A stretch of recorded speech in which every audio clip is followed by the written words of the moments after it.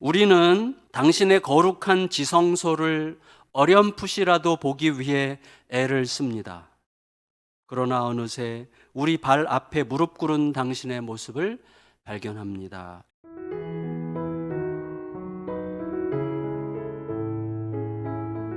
발을 씻는 것은 굉장히 일상적인 일이지만 남의 발을 닦는다는 것은 평생 한 번 있을까 말까 한 일일 거예요. 남의 발을 닦거나 내 발을 남에게 맡기는 것은 어색하고 불편한 일이에요. 하지만 일단 진지하게 닦기 시작하면 그의 손이 내 발 구석구석을 닦는 동안에 내가 오히려 한없이 겸손해지는 것을 느낍니다. 그리고 그의 발을 닦는 나는 그의 발가락 사이사이를 이렇게 닦는 동안에 내 거를 지키려는 초라함이 이렇게 물러가고 나를 그에게 내어주는 기쁨이 찾아오는 것을 느끼게 됩니다. 우리가 알듯이 예수님은 기본적으로 십자가 고난의 길을 가시고 죽음에 넘겨지신 후에 영원한 성자의 자리로 돌아가시는 그 사명, 그리고 그 사명의 때를 잘 알고 계셨어요. 하지만 예수님은 또 아셔야 돼요. 아버지께 맡긴 자로서 그 때를 기다려야만 했던 거예요. 그러니까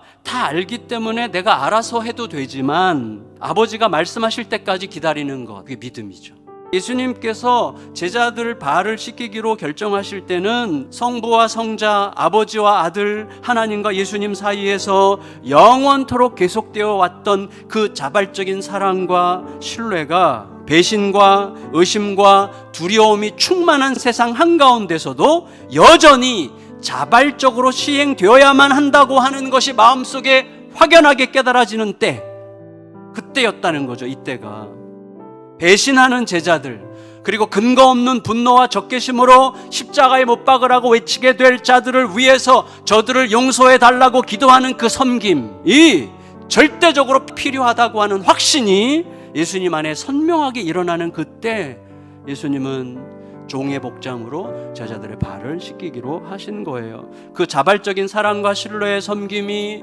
제자들의 발을 씻는 스승의 행동으로 나타난 거죠. 이 섬김이 제대로 이루어지려면 큰 자가 작은 자를 생각할 때 섬김 받으실 예수님을 대하면서 발을 씻어줘야 되는 거고, 작은 자는 큰 자를 섬겨주시는 예수님과 동일시해야 되는 거예요.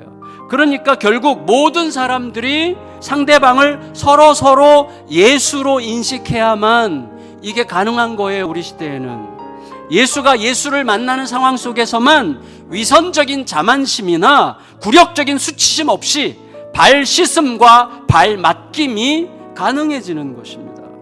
이를 위해서 우리 안에서는요, 상대방을 예수로 인식하지 못하게 하는 자존심에 대한 비웃음이 있어야 돼요.